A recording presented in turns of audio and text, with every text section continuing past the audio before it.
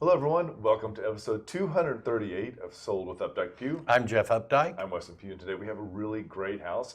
We're going to take a little head south on 35, actually, and take a look at a house that is on the Brazos River in Waco.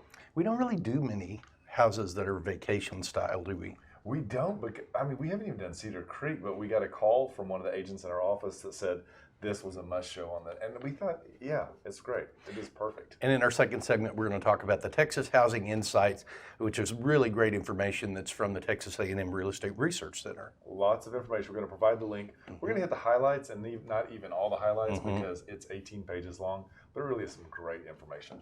This is a program that real estate agents pay to support at Texas A&M. Yes. When you get your license, when you renew your license, a portion of that goes to the funding of the research they do, and they do fantastic research. I just realized we have like a college theme happening today. We do. A&M. All we need is a Baylor. little Ray Smith with UT here, and we'd be. Oh, Ray. Where's our Ray? What's Ray up to these days? I don't know. Whatever. Don't act like he don't talk on the daily.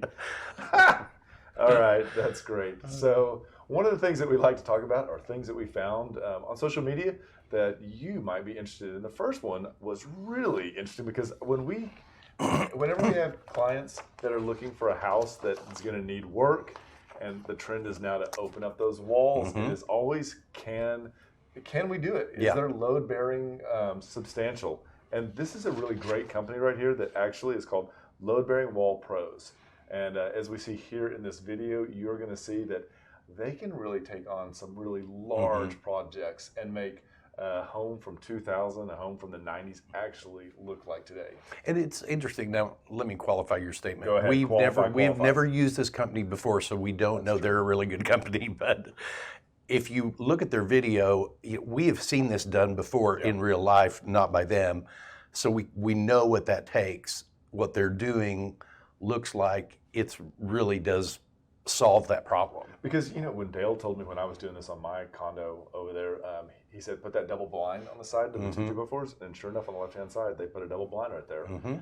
So this is a really great way to open up space. Even a lot of the ranches house that are in North and Northwest Dallas, this is exactly what people are looking for. It is. I mean, this is really what should have been done in Adrian's house when they first took the wall out between the living room and the dining area. And it's not terribly expensive, So think about this, add it to your budget. If you do it, let us know. We'd love to put that on the show. Our next item is called a NICS color spectrometer, and this is such an interesting tool. It is a little handheld device that you're about to see in the video. And with that handheld device, he can hold it up against a color, and it will tell you what that color is and match it as closely as it can to the Sherwin-Williams, the Benjamin Moores, the Bears, the thing I think is probably best about this is I don't care if you put Dove Gray on that garage 5 years ago, that's not going to be Dove Gray today. So you can't just go use that paint you've got in the can out there. Something like this is really solving that problem. 100% inside or outside. The other thing too is I've spent more money than anyone humanly should on paint samples. This right here, if you're driving down the road and you see the house and the exterior color that you love, a little knock on the door, I would do it. I would completely do it. I know you I would. have zero shame when it comes to design elements. So let us know what you think. This is a really great, easy, time-saving device. So if you see us out on MLS tour going, oh, I love that color, tick, tick. Takes only a second. We'll let you know what it is. And last that we want to talk to you about was a 27-inch wireless TV tablet. This had me, I just like the design of it, and I like the functionality. I think that a lot of times when we see, people who are setting up Airbnbs or they're setting up smaller places for their students, like Dale and his daughter down in Austin, this would be something if you didn't have a dedicated wall for a TV. This would work perfectly, I think. Yeah, I can see so many different ways that this could be used. We talked about using it as a registration device at open houses. I mean, all you've got to do is you potentially charge it. I don't see any cords associated with it, so you potentially charge it. You got to connect to a Wi-Fi. I love the fact Lots that of things. our producer Zach goes, "This would be great to go camping." I was like, "What? Aren't you supposed to be in wilderness? Aren't you supposed to let the technology go?" Oh no, this is going camping with you. Nope. Oh my gosh. Well, hey, we hope you enjoyed these. Let us know what you think. We'd love to see you using those, and if you have one that you would like us to feature on the show, let us know. We'd be happy to do What that. about your painting hack? What's the painting hack? Click on that one, Zach. I don't even know what the painting hack is. Whose did this one? I did. You didn't take it off the list. Look at this painting. Tell us about this painting hack, So Jeff. what she's doing is so simple, but she's using plastic bags inside the items that she's going to paint with. So she puts the plastic bag inside a coffee can or something. You pour the paint into that bag or use it on the roller tray. And then when you're done, you clip the bottom of the bag and you squeeze all of it back into the can. And it is so much less messy than what. Do you see a use for this in the studio? Ooh, brain just exploded. Here's the deal that I like about this, because she's using a 1 gallon zip bag. Mm-hmm. When you're done, but you're only done with your first coat, Mm-hmm. you can zip that up and it doesn't dry out. Yep, she shows you that. And then she shows you how she transfers Like it that? back into right there with the Yep. cut. Super smart. Yeah. Oh. So simple, so simple. It's one of those crazy things that, how come nobody ever told me that? What did they say? I was 52 years old when I learned this. Yes, that's great news. Anyway. All right, let's take a look and see what is happening in Market Watch. So what we're going to do is take a look back at the last 7 days in the Dallas County.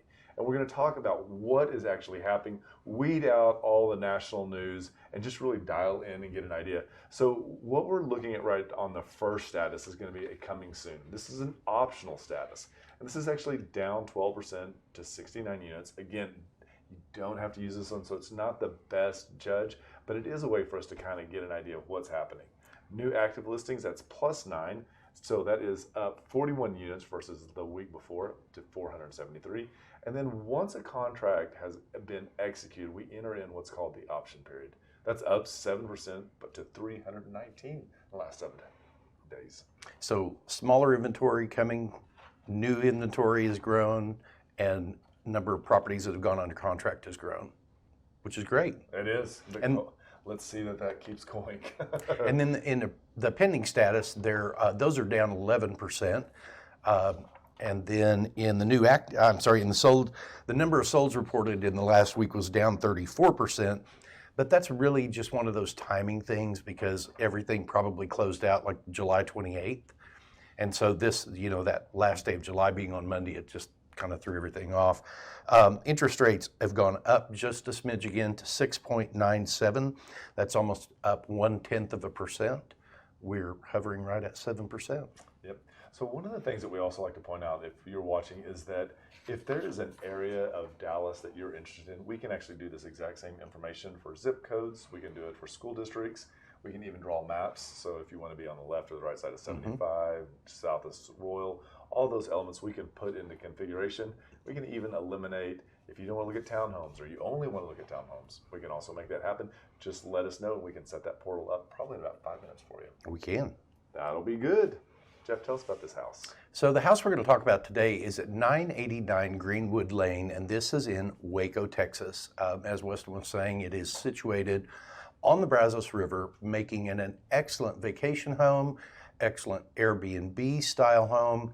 If you just want to have a place to go every third weekend, you've got an opportunity to have a little bit of income generated from this one. Absolutely. And when we were talking with Sue, she's the co-listing agent on this house. That is actually just a 15-minute commute into Waco, which is really amazing. I think we take for granted that Waco has water in the middle of town. Mm-hmm. I always think of Austin when I think of that, or Houston being so close to Galveston. But this is really an amazing way. And I think that water is becoming more and more what people are looking for when they want to retire or they want to be near something. And so this has a lot of practicality for today's homeowners. It used to be beaches that people were drawn to, and now it's become lakes and rivers and just less of that coastal, because one of the things I really like about this home is that you probably could make it there in, I'm going to say, under an hour and a half from Dallas, because it's on the north side of Waco, makes it so much easier to get into. And the other thing too is like if you're thinking about getting a house that's like in Florida, you know, Florida's having a huge problem with just getting insurers, and the big four have left. Something like this is pretty consistent. I mean, seasonal flooding just from the spring rains and whatnot, but this is really a great property. You're probably 15 to 20 minutes away from West Texas, where you could have some of the fantastic kolaches. Jeff, that's so funny. Yes, we should have brought that on here. Wes is exit It's right there.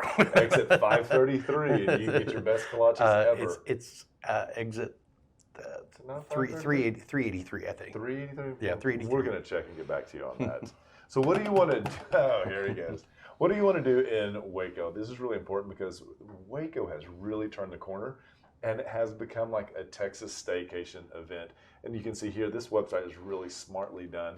You can look at it and go family, girls getaway, guys getaway, couples, or just the overall discovery of Waco.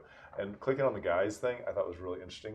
There's a lot going on in town. Whether you want to go to the distillery, you want to go listen to a live band, they have all sorts of things that have really taken over and shaped this town. There's a lot going on in Waco. I would really be interested to see if this is like going to become one of the new hot spaces, kind of like Fredericksburg kicked off. If they get a winery in this area, this is going to be a real interesting place in the next 20 years. Yeah, that's true. The other thing that that is in Waco is Baylor, and Baylor is really kicked off in the last 10 years with their education is great, but sports has really exploded there. Their basketball teams, both guys and girls, is really great. As much as it pains me, their football team really does come on, you know, here and there. It looks like it's going to be okay. Sports ball. Let's sports ball, just as sports ball. All right, let's take a look at this stadium because this is a one-of-a-kind stadium there. It really is a beautiful stadium. And the great thing is from this house, you can boat and you can boat gate with the rest of the guys and girls in this area. So really cool options and ideas that you can participate with from this house. The last area we wanted to talk about is Magnolia Market, and this is the Chip and Joanna compound, which is, I mean, beautiful store. They've got a restaurant there. There's lots of outdoor, just Instagram places. It's really pretty cool. They have single-handedly changed this area of Waco just by themselves. And you know, it's a fun little fact that I learned today. What do you think Jeremy Radcliffe from SWC has in connection with Chip and Joanne? Oh, I don't know. He built their first website. Real? Jeremy did? I just learned that. And interesting. I said, wow. Wow. So, yeah, good news for him. Lots of great things in Waco.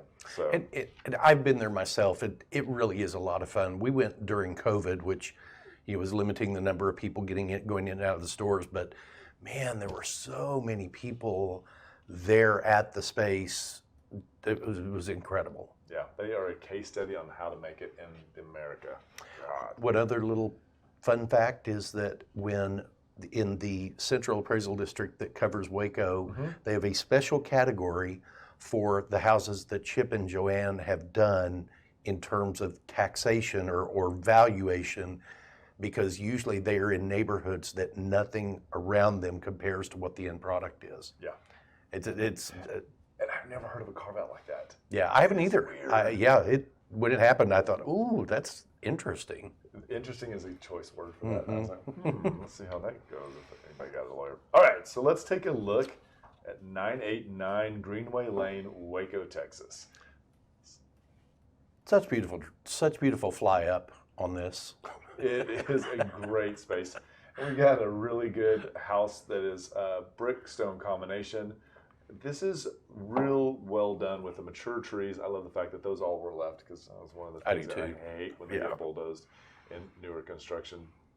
It is a very traditional house. It really is a beautiful entryway there. The iron on the doors, I don't think is for security. I think it's more just decorative, but really is pretty. And talk about light coming into the front. light, high ceilings. As you see here, we've got a dining room, wood floors.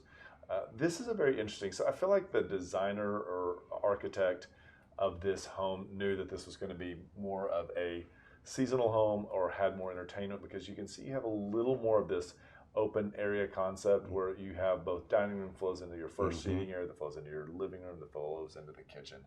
It all works, and if you're having people for an extended amount of time, this is a great kitchen to host them in. It is, and I've rented my fair share of Airbnbs with small groups of people, and this kind of hits all the bells and whistles that we normally look for. I feel like it's great because you can have multiple people working in there. You've got the right amount of space on countertops to serve from. You've got your kitchen island, probably a really good convection oven there as well, and a full-size freezer or refrigerator, and with a freezer side by side. And all of this opens up out to a view of the river and the dock and all of that. And you see here the 10-foot ceilings throughout this first floor really make it seem much more voluminous than one would with the 8-foot ceilings. And they do a really good job with the photography, so you can actually see out the windows and get a clearer concept of what's happening. You got a nice little eat-in.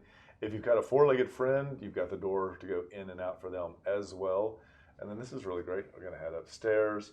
Just want to make a quick note. This is the master. It's actually on the first floor. We know that because there's a picture later. You'll see that. Trade ceilings, really great windows. That little bump out right there is also an upgrade in this. And go into a really nice master bathroom. Granite countertops in the master, double sinks, has a shower stall separate from the tub, huge walk-in closet. And this video is going to spin us around just a little bit and kind of show you, I think, a little bit better perspective on what that room looks like. Nice walk-in closet, as you see from both the different angles, that we've got plenty of space for all the clothes. And again, this is shaving height for him. And then upstairs, you also have both a large second living room with balcony off of that, but you also have a media room as well. Yeah, that is game room up there. Really, just like screams for a pool table or foosball tables and pinball machines. I think the media room is something that we saw it go away a bit, and I think we're going to see it come back more and more. Good chance of that. And here you get a really good view from the second floor of the house, looking over into the actual that you have deck there, and below that is your boat slip. And then as we back up here, you can see you've got several different seating areas. And that's a drive-through boat slip on the bottom, which I think makes things so much easier. So you drive in one side, raise your boat up, drive out the other, which saves you having to back out or do any of that type of thing. So this is 989 Greenwood Lane. It's a 5-bedroom, 3 full, 1/2, 4-car garage built in 2008. Just over 3,400 square feet, priced at $995,000. That comes in at $292 a square foot, and that is a heck of a deal. Really is. And so we want to say thank you to Sue Tarantino for letting us talk about her listing today. If there are any other pictures that you want to take a look at, just click on the links below.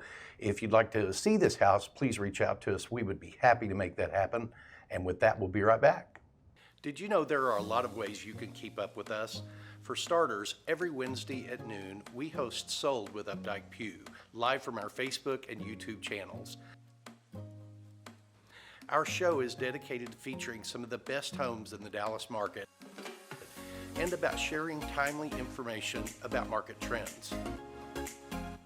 But don't worry if you miss the show, because you can always listen to them on SoundCloud, iTunes, and Spotify. Still want more? Follow us on Instagram, where you get a first-hand look at what it's like to be a realtor. It's not always previewing homes for clients or getting them ready to go live in MLS. Lastly, visit our website and you'll be able to create a custom home search tailored specifically to your wants and needs that's timely and accurate. Whether it's square foot, location, or the neighborhood, we have you covered. If you'd like to know how much your home is worth, we can help with that too. Just visit homeprice.fyi, enter a few pieces of information like your home address, and we'll email you a price. When you're ready to talk real estate, you can reach us online, by phone, or by text at 214-377-2223. And remember, we want to be realtors for life. Hi everybody, welcome to the second segment, episode 238, Sold with Updike Pugh. I'm Jeff Updike. I'm Weston Pugh, and today we're going to talk about Texas Housing Insight.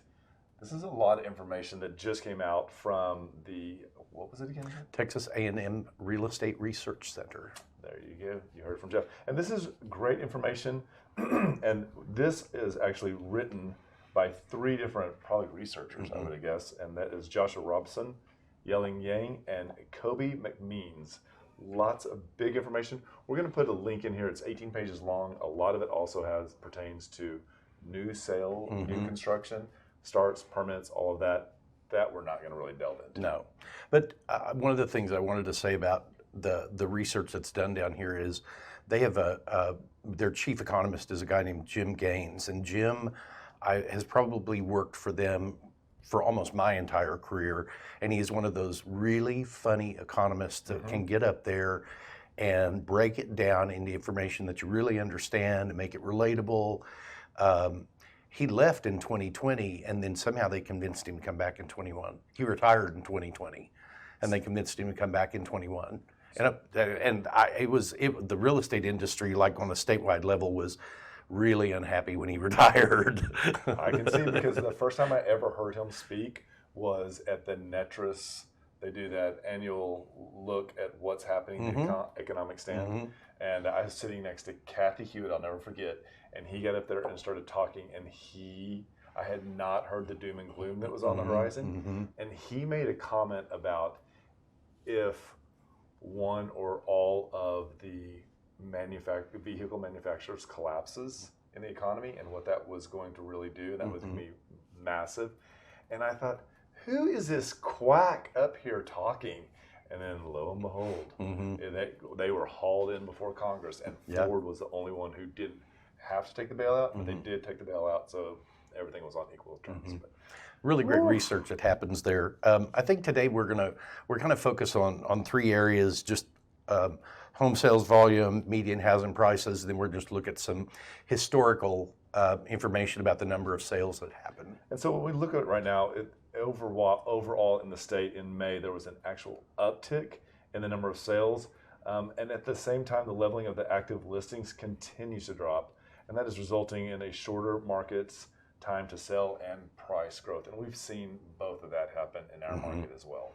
Let's look at the first chart while you go ahead and talk about that, because I think this really ties into what you're saying there. You bet. And the market time shrunk for the first time since March of 2022, and now stands at 56 days. And what I thought was really interesting is that the median price has steadily increased by 0.4% each month, and that this year it is but 15,000 short of the record high from a year ago. Wow. So this broke down into these 4 primary markets: Austin, Round Rock area, the DFW Metroplex, Houston, the Woodlands, Sugar Land, and then San Antonio, New Braunfels. And you could see that the DFW Metroplex makes up the majority of the home sales that happened in even between April and May of this year. There was just the slightest number of home sales that went up. And it's interesting because I think we saw that happen because of the seasonality of inventory and how that kind of rolls in. Right. But normally, I think we would see that jump especially in closings, between April and May. Gosh, I would have thought that we'd normally see that go up by 10%. One of the other highlights that I thought was really interesting is that Dallas and Houston had so much pull that they actually were able to pull the state numbers down as far as month of inventory. Interesting. Their pull was so great that it actually dropped it down to 2.6. So Dallas was actually down to 8. It went down 8%, and Houston went down 19% on the months of inventory. So that's quite a big pull. And again, those are 2 giant, as you see here, of the markets. They're big pools of the sales. The next slide that we're going to look at talks about the median sales price, and that median housing prices. We're really, I'm happy to see a little bit of red over on the right hand side, because oh my gosh, it's the last several years have just gone nuts. And like in the Dallas-Fort Worth area, we only saw a 0.2% decrease in median home prices between April and May. And again, because of seasonality, I would have thought that we would see that go up maybe 3 or 4%. You know, and it's really interesting because, you know, of course, these are really large and this is everything that is in our MLS. But if you carve it out neighborhood by neighborhood, it can get completely different than what we're seeing right here. So this is why it's so important when you're looking at real estate. These are great guidelines, and this is interesting to kind of forecast, and everybody wants to know about this. But when you're driving it down into zip codes, neighborhoods, school districts, you really need to have that information that's available. Definitely, and real estate is local. Local. The last slide that we're going to look at is a actual graph, and one of the things that we kind of wanted to pull away from this graph, because this is residential home sales, is that about 2006 you can see that Texas's economy and sales, specifically to real estate, began to divorce itself from the national average. The robust economic growth that we have here has really lent itself to a healthy real estate market. And you can see, yes, we track and have the same ups and downs, and sometimes ours are more significant in either direction. But overall, we continue to gain ground and be more productive than the national average. And you can see there, especially toward the right side of it, say over the last 8 to 10 years, how we experienced that really low number of transactions, but I think that was the point we were at that lowest point of the inventory because we were post-COVID, or at least vaccines were out. We were, but then we began to see that recover, and I think we've seen this slowdown that you see in the graph, again trending just like it does nationally, but I think we're so much higher because we've had so many other people move to Texas over the last several years and stay here. I mean, we net 100,000 plus people in the DFW Metroplex every year. Yeah, when people used to say, "Oh, but you'll be commuting against the flow," that doesn't exist anymore. It does not exist anymore. There's always flow here now. It is ridiculous. Well, there's a lot of information because there is so much information because this is a short segment. We are going to provide you with a link. Flip through it. If there's something that you thought was really interesting, let us know. We'd love to hear about that. If you have questions or why something looks like that, let us know and we'll help you figure that out too. And just remember, we want to be your realtors for life. When you're ready to talk real estate, you can reach us online, by phone, or by text at 214-377-2223. And remember, we want to be your realtors for life.